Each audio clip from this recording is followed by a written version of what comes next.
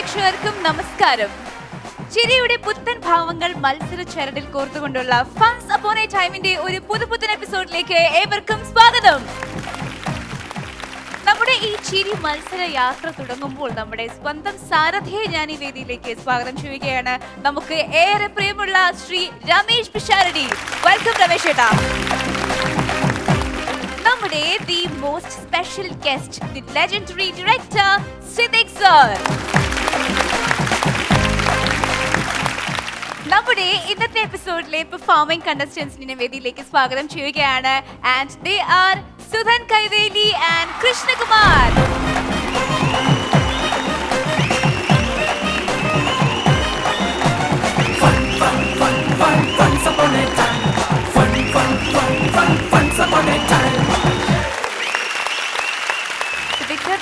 ഇവരാണ് നമ്മുടെ ഇന്നത്തെ മത്സരാർത്ഥികൾ, സുധൻ കൈവേലി ആൻഡ് കൃഷ്ണകുമാർ. സാർ, ഇവർ രണ്ടുപേരും ഇതിനു മുമ്പ് ഇവിടെ വന്നിട്ടുണ്ട്.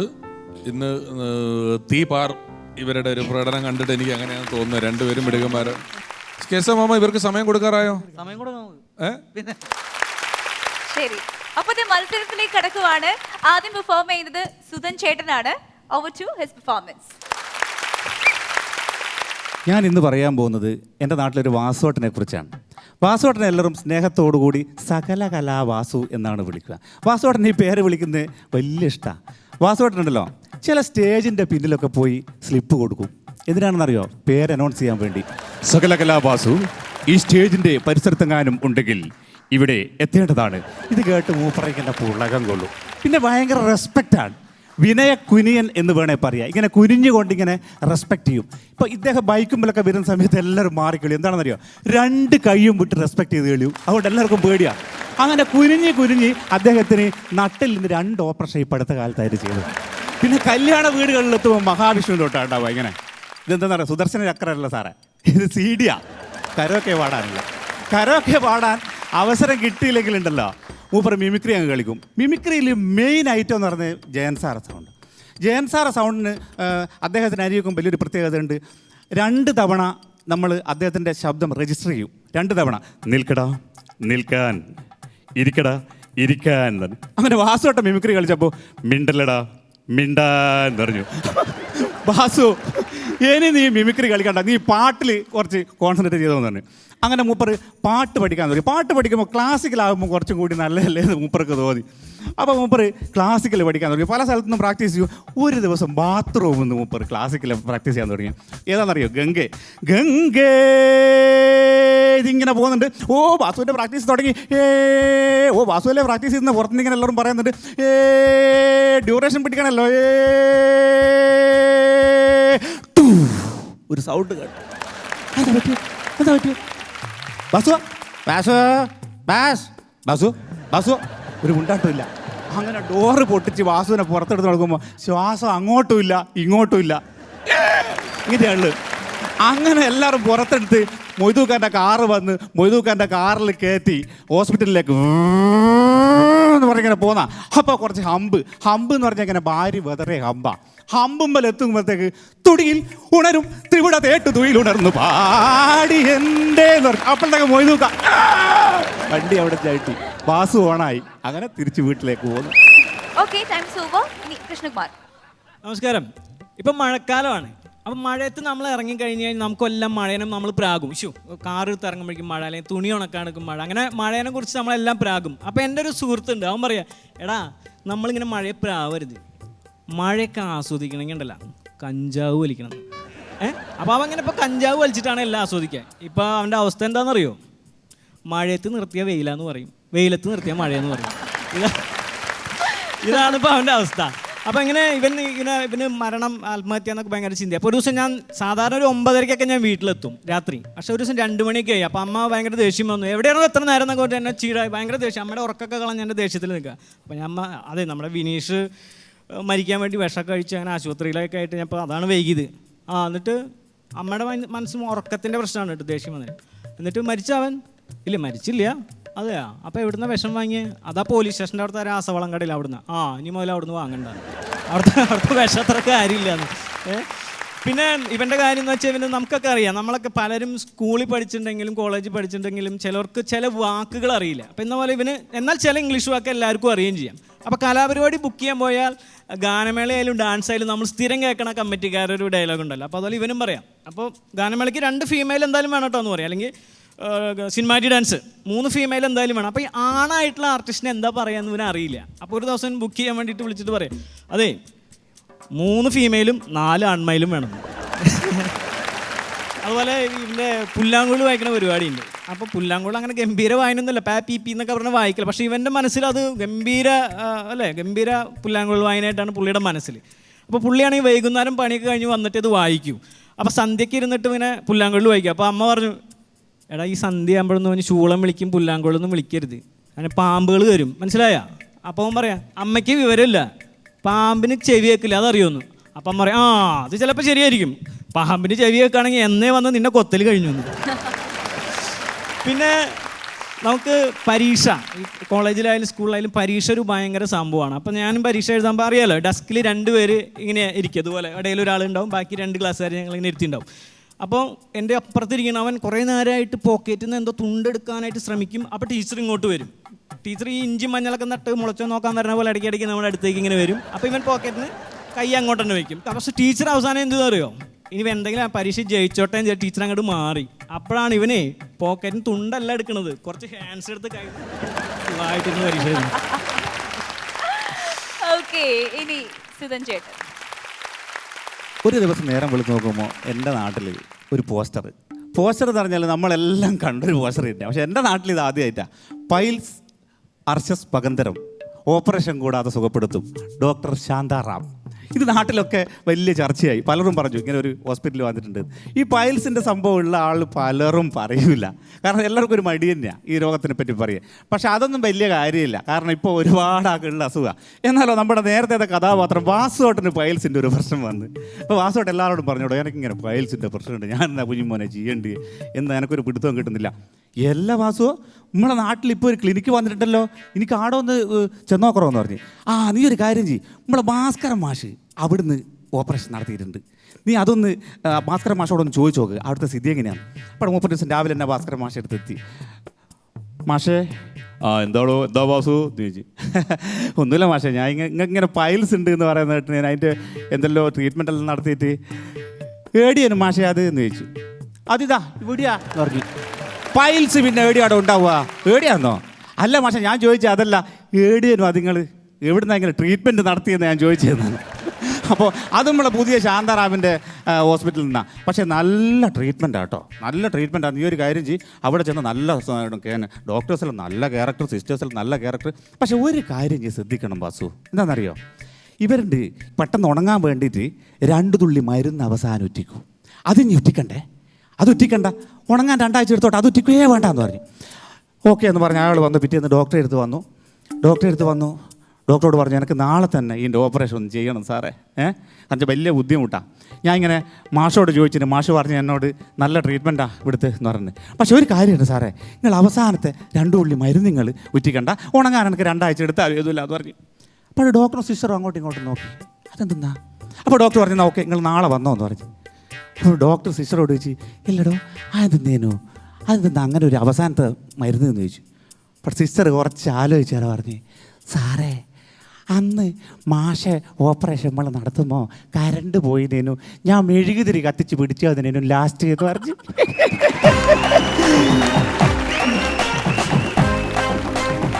ഓക്കെ, സുധൻ ചേട്ടന് സമയം ഇനിയും ബാക്കിയുണ്ട്, പക്ഷേ സ്റ്റോറി കംപ്ലീറ്റ് ചെയ്തു. അടുത്തതിലേക്ക് പോട്ടെ. യെസ്, കൃഷ്ണകുമാർ. അതെ, ഇപ്പം ഞാൻ നേരത്തെ നമ്മുടെ കൂട്ടുകാരൻ്റെ കാര്യം പറഞ്ഞല്ലോ, ഇവന് കുറച്ച് മെൻ്റലൊക്കെ ആയി. അപ്പോൾ ഇവനെ ഭ്രാന്താശുപത്രിയിലാക്കാൻ വേണ്ടി ഞങ്ങൾ പോയ സമയത്ത് ഭ്രാന്താശുപത്രിയിൽ പോയി കഴിഞ്ഞാൽ ഇങ്ങനെ ഓരോ ചില നല്ല മൂത്ത ഭ്രാന്തുള്ള ഓരോ സെല്ലിലുണ്ടാവും, അല്ലാത്ത വാർഡിലൊക്കെ ഉണ്ടാവും. അപ്പോൾ ഞാൻ സാധാരണ രീതിയിൽ ഇങ്ങനെ നടന്നു പോകുമ്പോൾ ഈ സെല്ലുള്ള ഒരാളെ കണ്ടപ്പോൾ വെറുതെ നമ്മുടെ ആളെ കണ്ടാൽ ചിരിക്കുമല്ലോ, അപ്പോൾ ജസ്റ്റ് ഇങ്ങനെ ചിരിച്ചു. അപ്പോൾ പുള്ളി, ഹലോ മിസ്റ്റർ, എന്താ ചേട്ടാ എന്താ ചിരിച്ചു ചോദിച്ചു. അപ്പോൾ ഞാൻ പറഞ്ഞു, അല്ല വെറുതെ ചിരിച്ചു എന്നേ പറഞ്ഞു. എനിക്കും തുടക്കം തന്നെയായിരുന്നു. അങ്ങനെ ഞങ്ങൾ പിന്നെ അവിടെ നിന്ന് ഇങ്ങനെ പോകുന്ന സമയത്ത് ഇന്ത്യൻ കോഫി ഹൗസിൽ കയറി. അപ്പോൾ നമ്മുടെ മുതിർന്നവർക്കൊക്കെ ഇഷ്ടം ഇന്ത്യൻ കോഫി ഹൗസ്, ഭയങ്കര വിശ്വാസമാണ്. അപ്പോൾ ഞങ്ങൾ മെനു കാത്തിരിക്കും, ചേട്ടാ മെനു ഒന്ന് കൊണ്ടുവരാൻ പറഞ്ഞു. അപ്പോൾ നമ്മുടെ കൂടെ ഉള്ളൊരു വല്യമ്മച്ചി എന്തിനാ മെനു ഒക്കെ മേടിക്കുന്നത്, പുള്ളിയുടെ ഷർട്ട് കണ്ടാൽ അറിയാം അത് വെള്ളയല്ലേ ഇടുള്ളൂ, എന്തൊക്കെ കറി ഉണ്ടെന്ന് വെച്ചാൽ ഒരു ചിക്കൻ കറിയും 2 പൊറോട്ട എടുത്തു, പിന്നെ മീൻ കറി ഉണ്ടല്ലോ അതും കൂടെ എടുത്തേക്ക്. അപ്പോൾ പുള്ളി പറയണേ അല്ല ഗ്രീൻ പീസും കൂടെ ഉണ്ടെന്ന് പുള്ളിയുടെ പുറത്ത്. ഇപ്പോൾ ഈ കൊറോണ കാലമായതുകൊണ്ട് എല്ലാവരും ബിസിനസ് രംഗത്തേക്ക് മാറിക്കൊണ്ടിരിക്കുക. അപ്പോൾ പലരും ലോണിനൊക്കെ വേണ്ടിയിട്ട് ഇങ്ങനെ എന്തെങ്കിലുമൊക്കെ കാണിച്ചു കഴിഞ്ഞാൽ അപ്പോൾ ഫിഷ് വളർത്തൽ ഇപ്പോൾ ധർമ്മചേട്ടൻ വരെ ഫിഷിൻ്റെ പരിപാടിയിലേക്ക് എത്തി. അപ്പോൾ നമ്മുടെ അവിടെ ഫിഷ് മീൻ വളർത്താൻ വേണ്ടി ലോണൊക്കെ എടുക്കാൻ വന്നു. അപ്പോൾ ഈ ലോൺ എടുക്കാൻ സാങ്ഷൻ ചെയ്യാൻ പറ്റുന്ന ഒരു 100 കാരണങ്ങൾ പറയും. ആദ്യം ഒരു കുളം ഉണ്ടാക്കി പറഞ്ഞു, ഇല വീഴും മരങ്ങളൊക്കെ മാറ്റണം പറഞ്ഞു, പിന്നെ പാറയെന്ന് പറഞ്ഞു. അവസാനം ഇവർ തുറസായ സ്ഥലത്തൊരു കുളം ഉണ്ടാക്കി. ഇത് ബാങ്കിൽ നിന്ന് ആൾ വന്നിട്ട് പറഞ്ഞു ഏതൊന്നും ശരിയാവില്ല, ഇത് ഭയങ്കര വെയിലാണല്ലോ, വെള്ളമൊക്കെ ചൂടാവില്ല, നിങ്ങൾ എന്ത് മീനാണ് ഈ ചൂടുള്ള വെള്ളത്തിൽ വളർത്താൻ ഉദ്ദേശിക്കുന്നതെന്ന് പറഞ്ഞു. അപ്പോൾ ഇവർക്ക് മനസ്സിലായി ലോൺ കിട്ടില്ലെന്ന്. അവസാനം പുള്ളിയുടെ ഭാര്യ പറയാം, സാറേ ഞങ്ങൾ ഉണക്കമീൻ വളർത്താനാണ് ഉദ്ദേശിക്കുന്നത്, കാരണം ഇനി എന്തായാലും ലോണ് കിട്ടില്ല. അപ്പോൾ അങ്ങനത്തെ ഒരു അവസ്ഥയിലെത്തി. പിന്നെ മീൻകാരൻ, ഇപ്പം നമുക്കറിയാം മീൻകാരൻ്റെ ഇന്നത്തെ വില 400-500 പക്ഷെ നമ്മുടെ വീട്ടിലുള്ള പലർക്കും അമ്മയ്ക്ക് അച്ഛനൊന്നും അറിയില്ല ഇത്രയും വില കൂടിയ കാര്യം. അപ്പം അങ്ങനെ മീൻകാരൻ വന്നിട്ട് അങ്ങനെ മീൻകാരനൊക്കെ വന്ന് ഇങ്ങനെ മീൻ വിൽക്കുന്ന സമയത്ത് അമ്മ ചോദിച്ചു, മോനോ എന്താ വില മീൻ വെച്ചപ്പോൾ, ചേച്ചി അയില ഒരെണ്ണം 40 രൂപ. ഒരെണ്ണം 40 രൂപ, എന്തീ കേൾക്കണം, 10 രൂപയ്ക്കൊക്കെ കിട്ടിയായിരുന്നാളെ 2 കിലോ. ചേച്ചി ഡീസലിനെ വില കൂടിയതൊക്കെ അറിഞ്ഞില്ലേ എന്ന് പറഞ്ഞു. അപ്പം അമ്മ പറയണേ, ആ പിന്നെ അയില ഡീസൽ അടിച്ചിട്ടാണല്ലോ കടലിൽ ഓടണേന്ന്. അതുപോലെ നമുക്ക് ചെറുപ്പത്തിലൊക്കെ പാട്ട് പാടുമ്പോൾ നമ്മൾ ഇതുപോലെ ഇങ്ങനെ സ്റ്റേജിൽ നിന്നിട്ട് കാറ്റടിച്ചു കൊടും കാറ്റടിച്ചു, ഈ പാട്ട് ഇങ്ങനെ പാടാൻ വേണ്ടിയിട്ട് നിർത്തിയിരിക്കുകയാണ് നമ്മുടെ ഒരു പയ്യനെ പഠിപ്പിച്ചിട്ട്. അപ്പം തുടങ്ങി കാറ്റടിച്ചു എന്നിട്ട് പഠിപ്പിച്ച ആളെ നോക്കും. അപ്പോൾ പഠിപ്പിക്കുന്ന ടീച്ചർ ഇതേ ഡയാനെ പോലെ പാടാൻ അദ്ദേഹം സിദ്ദിഖ് സാറൊക്കെ ഉണ്ട് വേഗം പാട് എന്ന് പറയും. അപ്പോൾ വീണ്ടും എന്നിട്ട് കാറ്റടിച്ചു, എടാ പാടാനോ പറഞ്ഞ് ഇവൻ പിന്നെയും ടീച്ചറെ നോക്കും, പിന്നെയും കാറ്റടിച്ചു, പേടിയായിട്ടാണ്. അപ്പോൾ അവസാനം ടീച്ചർ പറയണേ മതി നീ കാറ്റടിച്ച് ഇങ്ങോട്ട് പോരെ. അങ്ങനെ അവരുടെ പെർഫോമൻസ് കഴിഞ്ഞിരിക്കുകയാണ്. ഇത് എങ്ങനെയിരുന്നു, അതിന്റെ കമന്റ്സ് എന്തൊക്കെയാണെന്നുള്ളത് നമുക്കറിയാം. So over to Siddique sir and Ramesh ചേട്ടൻ.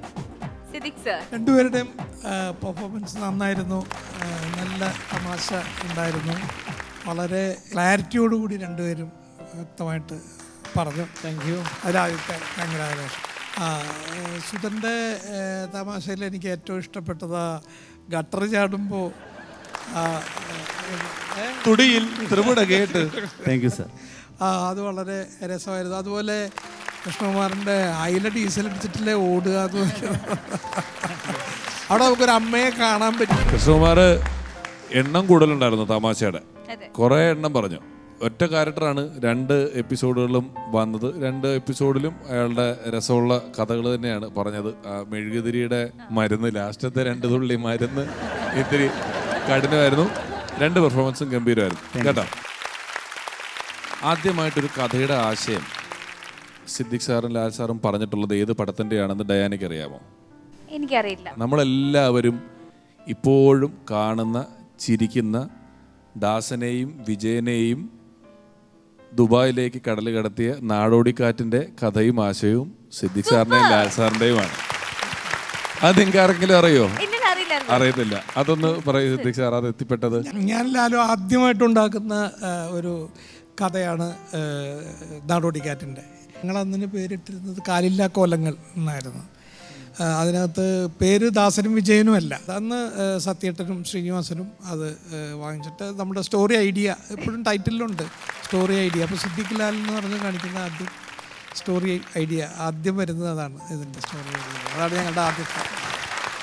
അതിനുശേഷമാണ് ഞങ്ങൾ രണ്ടാമത്തെ തിരക്കഥാ സംഭാഷണം എഴുതി പപ്പൻ, പ്രിയപ്പെട്ട പപ്പൻ എന്ന് പറഞ്ഞിട്ട് സത്യേട്ടൻ ചെയ്ത ഒരു പടമാണ്. അറിയാം. അത് കഴിഞ്ഞിട്ടാണ് പിന്നെ നമ്മൾ പേന അടച്ചു വെച്ചു. അത് കഴിഞ്ഞിട്ടാണ് പിന്നെ എഴുതുന്നത് റാംജി റാവുവിന് വേണ്ടിയിട്ടാണ്. ഇന്നത്തെ എപ്പിസോഡിൽ ഒന്നാമത് എത്തിയിരിക്കുന്നത് സുധൻ കൈവേലിയാണ്. Okay, thank you sir. രണ്ടാമത് കൃഷ്ണകുമാറാണ്. Thank you. സാറിൻ്റെ പാട്ട് പാടിയ ഒരു കോമഡി ഉണ്ട്. ഇൻഹരിയർ എന്നുള്ള പാട്ട് വന്നപ്പോൾ അത് ഏറ്റവും കൂടുതൽ നമ്മൾ പാടി ഒരു പ്രണയത്തിൻ്റെ ഒരു പാട്ടല്ലത്.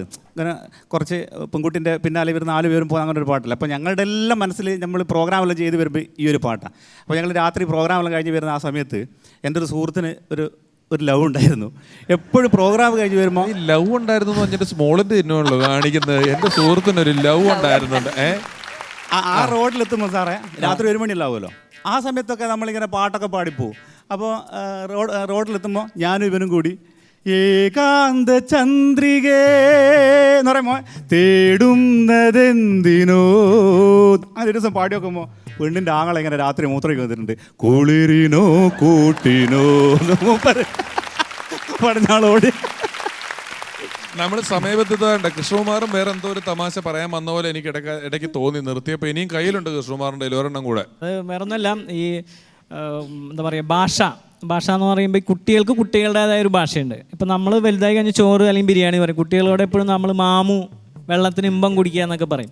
അപ്പോൾ ഇങ്ങനത്തെ ഭാഷ ചില അമ്മമാർക്ക് പബ്ലിക് വേദിയിൽ വെച്ച് പറയേണ്ടത് ഇഷ്ടമല്ല. അപ്പോൾ ഈ കുട്ടിയുടെ അടുത്ത് പറഞ്ഞു, ഇങ്ങനെ കുട്ടി മൂത്രം ഒഴിക്കാണ്ടെങ്കിൽ ചീച്ചി ഒഴിക്കാണ്ടെന്ന് പറയും. അപ്പോൾ അമ്മ പറയും, ഇതേ ഇങ്ങനത്തെ ഭാഷയൊന്നും നമ്മുടെ റോട്ടറി ക്ലബ്ബ്, ലയൺസ് ക്ലബ്ബൊക്കെ പോലത്തെ വലിയ ക്ലബ്ബിലൊക്കെ പരിപാടിക്കൊക്കെ പോണതാണ് അമ്മ. ഇങ്ങനെയൊന്നും അവിടെ പറയരുത്, മനസ്സിലായോ? ഇനി അങ്ങനെ ചീച്ചി ഒഴിക്കാണ്ടെങ്കിൽ പാട്ട് പാടണം എന്ന് പറഞ്ഞാൽ മതി. അപ്പോൾ ആർക്കും കാര്യം അറിയില്ല, എനിക്ക് കാര്യം മനസ്സിലാവുകയും ചെയ്യുമെന്ന് പറഞ്ഞു. അങ്ങനെ അമ്മ പിന്നെ ഇവള് എവിടെ പോയാലും എന്ത് പറഞ്ഞാലും ഒക്കെ അമ്മ എനിക്ക് പാട്ട് പാടണം, ടീച്ചറെ പാട്ട് പാടണം എന്നൊക്കെ പറഞ്ഞു. ഇവർക്ക് അറിയാം അതെന്താ ഉദ്ദേശിക്കുന്നത്. പക്ഷേ കുട്ടിയുടെ അച്ഛൻ ഗൾഫിലാണ്.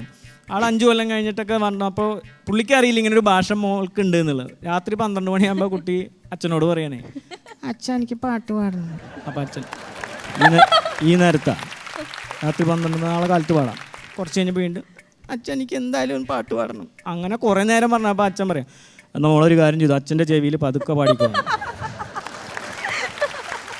നീ എന്തോരം നിലവാരമുള്ള തമാശകൾ പറഞ്ഞു കൃഷ്ണകുമാർ. ഡയാനതെ ചിരി നിർത്തുന്നുണ്ടോ?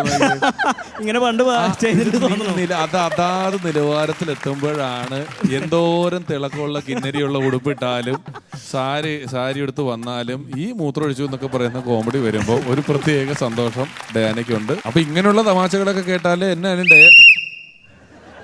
ഇതാർക്ക് വേണ്ടി ഇത് വിസിലടിച്ചത്? അടിച്ചത് കേശവ മാമനെ ഞാനല്ലേ അവിടെ ഇരുത്തിയത്, എനിക്കെതിരെ വിസിലടിക്കാൻ പാടുവോ? ഇവിടെ ഇരുത്തിയതൊക്കെ ശരിയായിരിക്കും, പക്ഷെ ഇപ്പൊ അടിച്ചെന്ന് പറഞ്ഞാൽ എനിക്ക് സാറിനോട് കുറച്ച് കാര്യങ്ങൾ ഡിസ്കസ് ചെയ്യാനുണ്ട്. സിദ്ദിഖ് സാറിനോടോ? ആ സാറേ, നമസ്കാരം. സാറിപ്പോൾ സുധൻ്റെ പാട്ട് സാറ് കേട്ടു. ഉവ്വ. അപ്പോൾ സാറിൻ്റെ മിക്ക പടങ്ങളിലെ ഹിറ്റ് പാട്ടുകളാണല്ലോ വന്നുകൊണ്ടിരിക്കുന്നത്. അപ്പോൾ ഇവിടെ ഞാൻ ഇങ്ങനെ നടന്ന് കളിച്ചിട്ട് വലിയ കാര്യമില്ല, പുള്ളി അനുവദിക്കൂല, ഒന്നും തരാറില്ല. അല്ല, ചാൻസിന് വേണ്ടി പറഞ്ഞേ. അപ്പോൾ സാറിൻ്റെ പുതിയൊരു പടം ഉണ്ടെങ്കിൽ ഞാൻ ഒരു നല്ലൊരു മെലഡി സോങ് റെഡിയാക്കി വെച്ചിട്ടുണ്ട്. അതൊരു 4 വരി സാറൊന്ന് കേൾക്കണം. കാരണം ഹിറ്റായില്ലെങ്കിലും വൈറലാവും. കാരണം ഇപ്പൊ കാക്കമ്മ എന്ന് പറയുന്ന ഒരു പാട്ട് ഇറങ്ങിയിട്ട് സൂപ്പർ ഹിറ്റ് വൈറലായിട്ട് ഓടിക്കൊണ്ടിരിക്കുകയാണ് കേശവ മാമന്റെ കാക്കമ്മയുടെ പാട്ട്. എന്തിനെ കുറിച്ചുള്ള പാട്ടാണ് കേശവ മാമ? ഞാൻ ഒരു മൂട്ടയെ കുറിച്ചുള്ള മൂട്ട നമ്മുടെ പായയുടെ ഇടയ്ക്കൊക്കെ ഇരിക്കുന്ന മൂട്ടയെ കുറിച്ചുള്ള. രമേശനാശാന്റെ കൂട്ടത്തിൽ പണിക്ക് പോകുമ്പോൾ കിട്ടുന്ന തതുല്യമായൊരു ശമ്പളമാണ് ഇന്നെനിക്ക് സന്തോഷം ലലലല്ല. രമേശനാശാന്റെ കൂട്ടത്തിൽ പണിക്ക് പോകുമ്പോൾ കിട്ടുന്ന തതുല്യമായൊരു ശമ്പളമാണ് ഇന്നെനിക്ക് സന്തോഷം ലലലൽ. സുനിക്കു ചാച്ചാനായി മെത്തപ്പ എടുത്തു വീശി ഞാൻ പായയുടെ ഇടയ്ക്കിരുന്നേതോ മൂട്ടാച്ചി കടിക്കുവാൻ വെമ്പി ലലലല്ല. സുനിക്കു ചാച്ചാനായി മെത്തപ്പ എടുത്തു വീശി ഞാൻ പായയുടെ ഇടയ്ക്കിരുന്നേതോ മൂട്ടാച്ചി കടിക്കുവാൻ വെമ്പി. പായയുടെ ഇടയ്ക്കിരുന്നേതോ മൂട്ടാച്ചി കടിക്കുവാൻ വെമ്പി.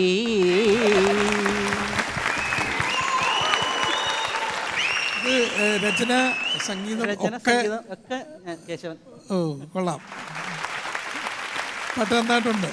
Thank you sir. അപ്പോൾ രണ്ടുപേർക്കും കൺഗ്രാറ്റുലേഷൻസ്. രണ്ടുപേരും വളരെ ഗംഭീരമായിട്ട് പെർഫോം ചെയ്തു. രണ്ടുപേരും വിന്നേഴ്സ് തന്നെയാണെന്ന് ഞാൻ പറയും. ഓക്കെ, ഇപ്പൊ എന്തായാലും രണ്ടുപേർക്കും പ്രൈസ് ലഭിക്കാനുള്ള സമയമായിരിക്കുകയാണ്. RP എന്റർടൈൻമെന്റ്സ് നൽകുന്ന ക്യാഷ് പ്രൈസ് ആണ് രണ്ടുപേർക്കും നൽകുന്നത്. അപ്പൊ ഇവർക്കിത് ഹാൻഡ് ഓവർ ചെയ്യാനായിട്ട് ഞാൻ ഒരുപാട് സ്നേഹത്തോടെ സിദ്ദിഖ് സാറിനെയും രമേശ് ചേട്ടനെയും സ്റ്റേജിലേക്ക് ക്ഷണിക്കുന്നു. രണ്ടുപേരും. 1ാം സ്ഥാനത്ത് സുധൻ ചേട്ടൻ. Congratulations. And we have 2nd place Krishna Kumar Chetan.